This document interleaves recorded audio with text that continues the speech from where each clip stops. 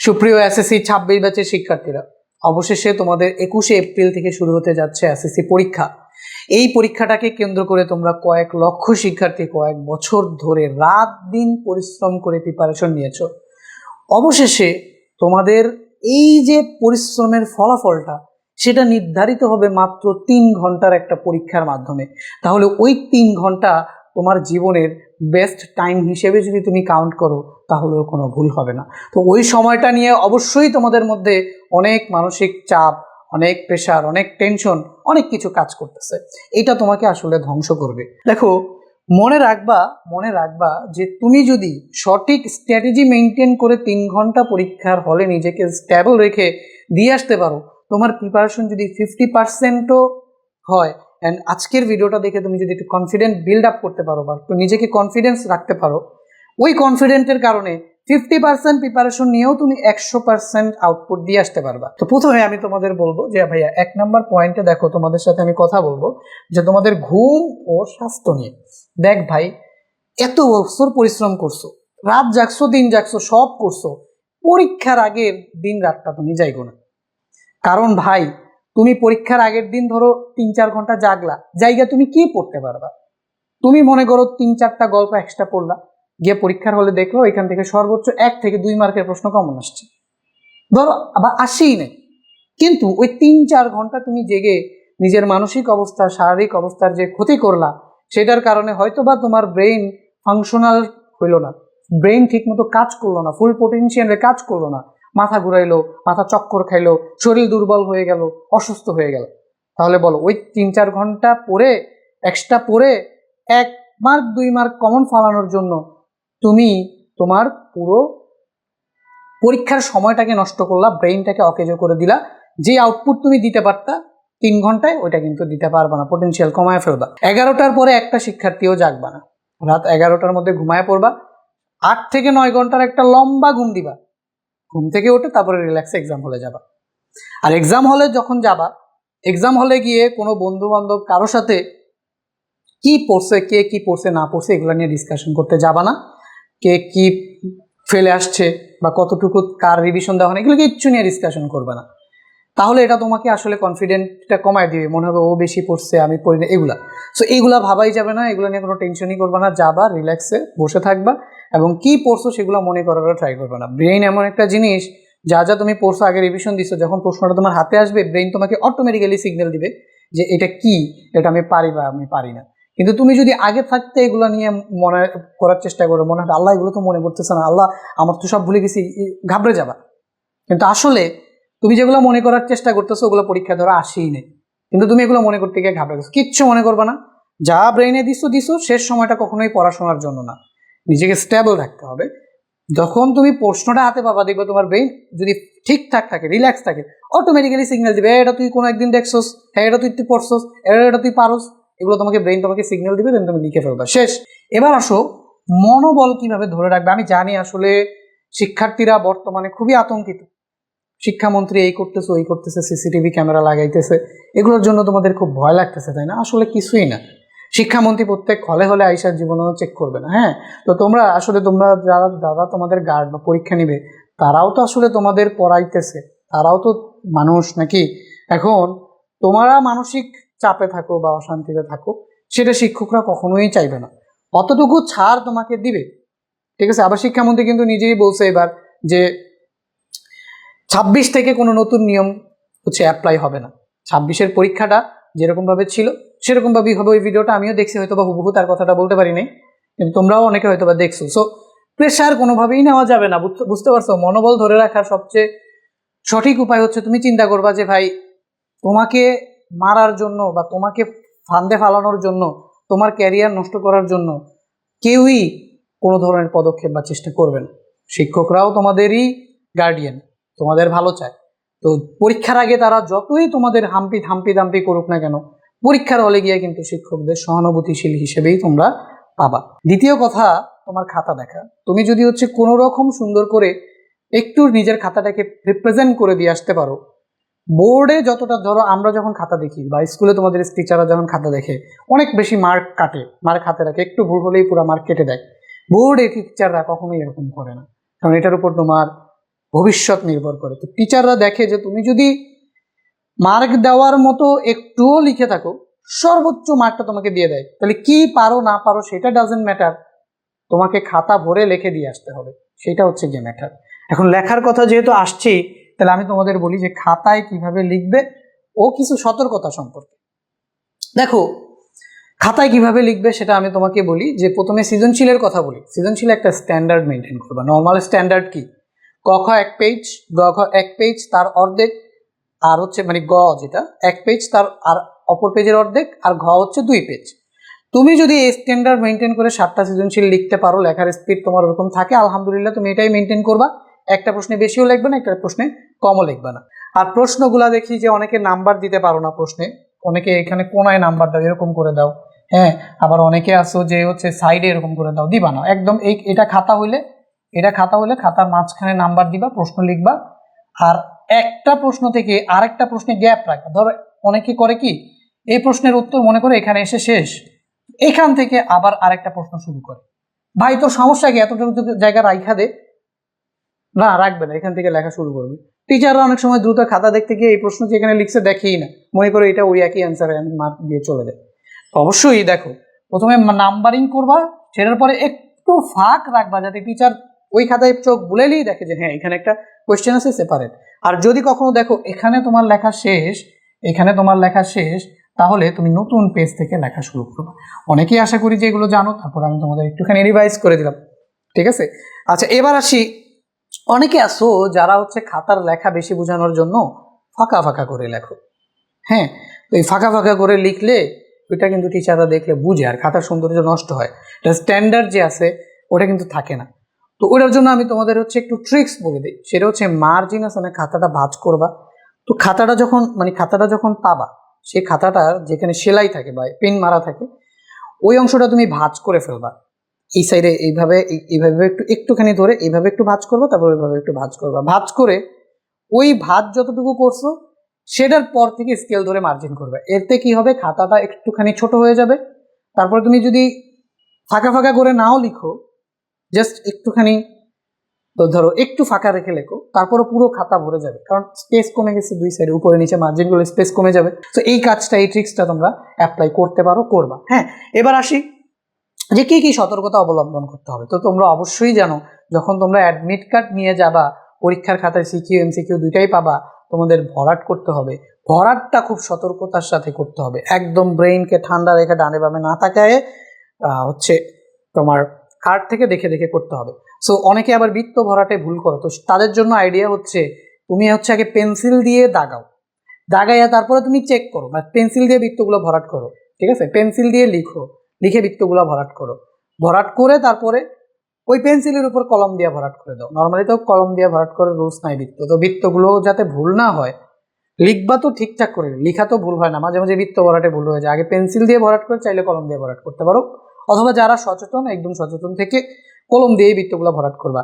কোথায় শিক্ষকের অংশ, কোথায় পরিদর্শকের অংশ, কোথায় বোর্ডের অংশ, সেগুলো দেখে বুঝে শুনে একদম মিলিয়ে দাগাবা, বুঝছো? তুমি যদি হচ্ছে ওই বৃত্ত ভরাট টরাট অথবা এগুলো লিখা, রোল নাম্বার লেখা টেখাতে ভুল করো, খাতা তোমার বাদ হয়ে যাবে, তাহলে পরীক্ষা দিয়ে কোনো লাভ হবে না। আরেকটা জিনিস বহু নির্বাচনের জন্য খুবই ভালো করে খেয়াল করবা, সেটা হচ্ছে সেট কোড। অনেকে এমসিকিউ কিন্তু 4টা সেট থাকে, তাই না? তো ওই সেট কোড যদি ভুল লেখো, তাহলে কিন্তু তোমার মেশিনে খাতা দেখবে, এমসিকিউ খাতা, মেশিনে কিন্তু সেট কোড ভুল লেখার কারণে তুমি সঠিক দেখাইছো, কিন্তু ওই প্রশ্নের উত্তর তো অন্য সেটে আরেক জায়গায়, তো তখন তোমার খাতাটা পুরোটা ভুল চলে আসবে। এমসিকিউতে সেট কোডটা সুন্দর করে দাগাইছো কিনা সেটা খুব ভালো মতো দেখবা। এবার হচ্ছে আসো বহু নির্বাচনী কিভাবে দাগাবা। তো অনেকে করে কি, আগে খাতাটা নেয়, সবগুলো প্রশ্ন পড়ে, প্রশ্নে দাগায়, তারপরে হচ্ছে বহু নির্বাচনীটা। এই ভুল করাই যাবে না। ধরে নাও তুমি সব প্রশ্নে দাগাইছো, হ্যাঁ, সব প্রশ্নে দাগাইছো, চিন্তা করতেছো যে শেষ সময় আইসা সবগুলো বৃত্ত ভরাট করবা। তো মাঝখান দিয়া টিচার আইসা, ধরো কোন একটা বন্ধু তোমাকে ডাক দিল, তুমি ডাকও দাও নাই, তোমার বন্ধু তোমাকে কোনো কারণে ডাক দিল, ওইটা দেখে আইলো টিচার, দেখা তোমার প্রশ্ন সহ খাতা নিয়ে চলে গেল। ওইদিকে তুমি সবই পারো, সবই দাগায় রাখছো, কিন্তু একটা প্রশ্নও তুমি অ্যান্সার করতে পারো নাই। কেমন ধরাটা খাবা বলো তো? এই জন্য সিরিয়ালে এমসিকিউ এর জন্য কোনো কয়টা পারো এটা দেখা দেখি নেই। অনেকে বলে পুরো প্রশ্নটা একবার পড়বা তারপর উত্তর করবা, না, ওটা সৃজনশীলে ওটা সৃজনশীলের বেলায় তুমি পুরো প্রশ্নটা একবার পড়বা, পড়ে কোনটা কোনটা সহজ কোনটা কোনটা পারো ওটা দাগায় লেখা শুরু করবে, এটা সৃজনশীলে। বাট এমসিকিউ এর বেলায় একটা প্রশ্ন পড়বা, যদি মনে হয় তোমার ওটা পারবা তাহলে সাথে সাথে দিয়ে সাথে সাথে খাতায় দাগায় ফেলবা, বুঝছো? এরপরে 2 নম্বর প্রশ্ন, একবার পরে মনে হয়েছে যে না এটা আমার একটুখানি ভাবা লাগতে পারে বা এটা আমি পারতেছি না, যেটা পারতেছি না সেটা গোল দাগ দিয়ে সামনে চলে যাবে, ঠিক আছে? আর যেগুলো পারবা সেগুলো দাগাদাগি করার দরকার নেই, প্রশ্নে দাগাবা, উত্তরে দাগাবা না, বুঝছো? উত্তরে দাগালে আবার টিচাররা খাতা নিয়ে যেতে পারে। প্রশ্ন নাম্বারে দাগায় রাখবা। ধরো 1 নাম্বারটা পারছো, 1 নাম্বারটা বৃত্ত ভরাট করে সামনে গেলা, 2 নাম্বারটা গিয়ে দেখতেছো একটু গাবলা লাগতেছে, গোল দাগ দিয়ে দিলা, কারণ ওটাতে পরে সময় দিবা। এরপরে চলে যাবা 3 নাম্বারটায়, 3 নাম্বারটা তোমার মনে হইলো যে না একটু গাবলা লাগতেছে, তাহলে ওটাও গোল দাগ দিয়ে সামনে চলে যাবা। হ্যাঁ, আর 4 নাম্বারে গিয়ে দেখতেছো যে ওটা জীবনেও পারো না, ওটা তোমার পক্ষে বের করা সম্ভবই না, ওটাকে ক্রস মার্ক দিয়ে এভাবে সামনে এগিয়ে যাবা। এগিয়ে 30টার ভিতরে অথবা 25টার ভিতরে যেগুলো পারো সবগুলো দাগানো শেষ, পারছো দাগাইছো খাতায় লিখে ফেলছো। এখন বাকি আছে কোনগুলো, ওই যেগুলো গোল দাগ দিয়ে রাখছো, মানে কনফিউশন, একটু সময় দিলে পারবা। এরপরে ওগুলোর মধ্যে তুলনামূলক যেগুলো কম সময় দেওয়া লাগবে সেগুলো দাগানোর চেষ্টা করবা। আর যেগুলো ক্রস মার্ক দিয়ে দিছো সেগুলো কি করবা, সেগুলো তো পারবা না। তাহলে সেগুলো যদি কোনো বন্ধুর থেকে জানতে পারো, ওটা শেষ মুহূর্তে গিয়ে কোনো রকম ভাবে চিবিলে জিজ্ঞেস করে বন্ধুর থেকে দাগায় দিয়ে আসবা। আর যদি বন্ধুর থেকে দাগানোর সুযোগ না থাকে তাইলে কি করবা, তাহলে হচ্ছে আল্লাহর নাম নিয়ে যেটা কারেক্ট অপশন মনে হয় নিজে ওইটা ওইভাবে দাগাই, ওইভাবে এমসিকিউটা শেষ করবা। এবার আসি বন্ধুদের সাহায্য লাগলে কিভাবে নিবা। তো তোমাদের জন্য আসলেই কঠিন হয়ে গেছে গার্ডটা, যেটা আমরা বুঝতেছি, কিন্তু ওই যে বললাম শিক্ষকরা কখনোই এতটা পাষাণ না যে তোমাকে একদম মানে শাসাইয়া ফেলবে। টিচাররাও বুঝে যে না, অ্যাটলিস্ট উত্তর মেলানোর জন্য হইলেও একটা বন্ধুর দরকার হয়। হ্যাঁ, ধরো তুমি প্রশ্নটা করলা, তো যেহেতু এত গুরুত্বপূর্ণ পরীক্ষা, তাহলে উত্তরটা মিললো কিনা সেটাও কিন্তু বন্ধুর সাথে কথা বলে বা জিজ্ঞেস করে আইডিয়া পাওয়া যায়। সেই জন্য হইলেও বন্ধুদের সাহায্য লাগে, শিক্ষকরাও এটা বুঝে, কিন্তু ওটার জন্য তোমাকে ছাড় দেয়, তোমাকে বুঝে শুনে সেই সাহায্যটা নিতে হবে। তো দেখো, প্রথমে কার থেকে তুমি সাহায্য নিবা কার থেকে নিবা না সেটা সিলেক্ট করে রাখতে হবে আগে থাকতেই কথা বলে সিলেক্ট করে রাখতে হবে, এবং কিছু কোড ওয়ার্ড ইউজ করে তোমাদের এই সাহায্যগুলো নিতে হবে। তো এটা হচ্ছে গিয়ে রুলসটা হচ্ছে খুবই সাইলেন্ট রুলস। হ্যাঁ, মুখ দিয়ে কোনো সাউন্ড করা যাবে না, ইশারা ইঙ্গিতে যতটুকু করা যায় ততটুকু করা লাগবে, বুঝতে পারছো? তো এমসিকিউ এর জন্য তোমরা কিছু ট্রিক্স ফলো করতে পারো, যে এমসিকিউ এর জন্য হচ্ছে ইশারা কিভাবে করবা সেটা নিজেদের মধ্যে ডিসকাশন করে করতে পারো। ইশারার ক্ষেত্রে তোমার হচ্ছে হাত দিয়ে, যেমন কত নাম্বারের অ্যান্সার তোমার জানা লাগবে সেটা হাত দিয়ে 5, 10, 15, 18 এরকমভাবে আমরা করতাম। হ্যাঁ, আমাদের মধ্যে এরকম কথাবার্তা আসলে হেল্প লাগেই, বুঝছো? যতই যাই হোক, যত ভালো স্টুডেন্টই হোক, তোমার হেল্প না লাগলেও তোমার বন্ধুর তো হেল্প লাগবে। তুমি আসলে কেন চাইবা বোর্ডের মতো একটা পরীক্ষায় তোমার বন্ধু খারাপ করুক, তাই না? এটা কেউই চায় না আসলে। আর সৃজনশীলে তো আসলে কারো হেল্প নেওয়ার কোনো অবকাশ নাই, শুধুমাত্র অ্যান্সার মিলানো যায়। আর ক নাম্বারটা যদি একটু বলা যায় এটা আর কি, বুঝছো? এবার আসো, পরীক্ষার হলে কি কি নিয়ে যাবা। শুরুতে তুমি একটা ফাইল নিবা, সেই ফাইলের ভিতরে সবার আগে তোমার অ্যাডমিট কার্ড ঢুকাবা। আর অ্যাডমিট কার্ডের ক্ষেত্রে অ্যাডমিট কার্ডের কয়েকটা ফটোকপি করে কিন্তু বাসায় রেখে দিবা। তারপরে অরিজিনাল অ্যাডমিট কার্ডটা তুমি হচ্ছে গিয়ে তোমার যে ফাইলটা আছে সেই ফাইলের ভিতরে ঢুকাবা। তারপর রেজিস্ট্রেশন কার্ড সহ অ্যাডমিট কার্ড, ওই দুইটাই ফাইলের ভিতরে ঢুকাবা। ওকে, চাইলে লেমিনেটিং করে নিতে পারো, তাহলে আর একটু ভালো থাকবে, কয়েক বছর পর্যন্ত থাকবে। তো ওইটা ঢুকাইলা। এরপরে কলম নিয়ে যাবা 3 থেকে 4টা বা 5টা, সেই কলমগুলো তুমি ব্যাগের মধ্যে ঢুকাও। এরপরে স্কেল ঢুকাবা। যেই পরীক্ষায় তোমার হচ্ছে ক্যালকুলেটর লাগবে, চেষ্টা করবা যে 2টা ক্যালকুলেটর মিনিমাম পরীক্ষার হলে তোমাকে নিয়ে যেতে হবে, নিয়ে যাবা।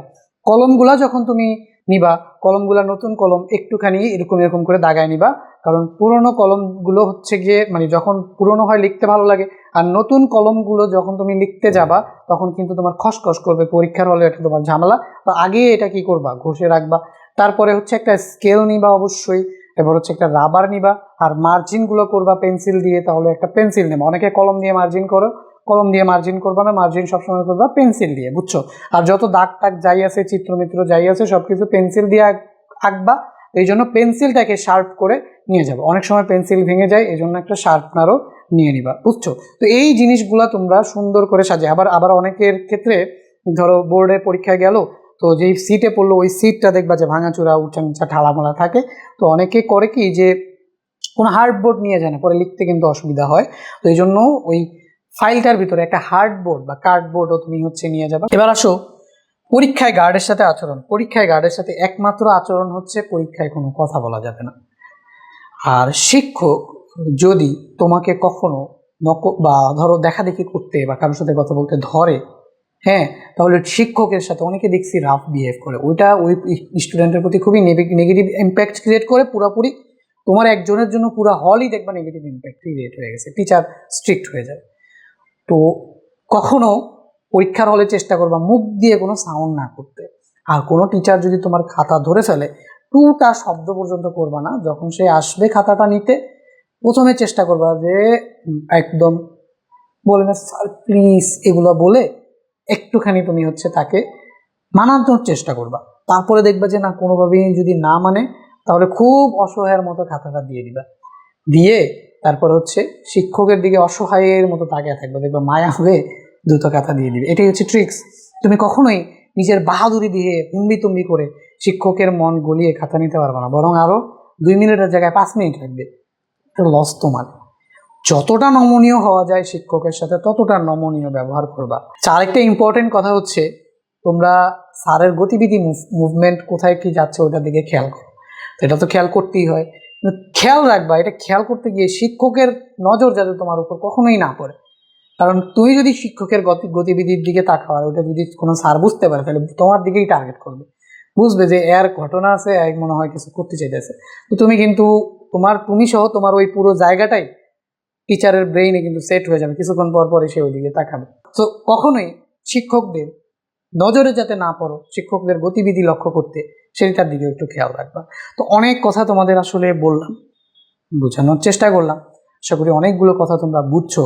সর্বোপরি আমি বলতে চাই, আসলে এই SSC 26 ব্যাচটার জন্য আমি গত 4-5 মাস ধরে কাজ করতেছি। তো অনেকে হয়তো বা আমার থেকে কিছু না কিছু হলেও উপকার পাইছো। আর আমি নিজেও জানি আমি যতটা আউটপুট তোমাদের দিব ভেবে তোমাদের নিয়ে কাজ করা শুরু করছিলাম, আমি আসলে পারি নাই। সেই জন্য আমি মানসিকভাবে একটুখানি দুঃখিত। তোমাদের জন্য অনেক বেশি দোয়া রইলো, মন থেকে দোয়া রইলো। যারা এত বছর ধরে পরিশ্রম করছো, তোমরা ডেফিনেটলি তোমাদের পরিশ্রমের সুফল পাবা, আল্লাহ তাআলা তোমাদের দিবে। এইটাই হচ্ছে বাস্তবতা। পরিশ্রম করলে মানুষ সফল হবেই, সেটার ফল মানুষ পাবেই। এটাই আল্লাহ তাআলার রুলস। আল্লাহর অশেষ রহমত তোমাদের উপর বর্ষিত হোক।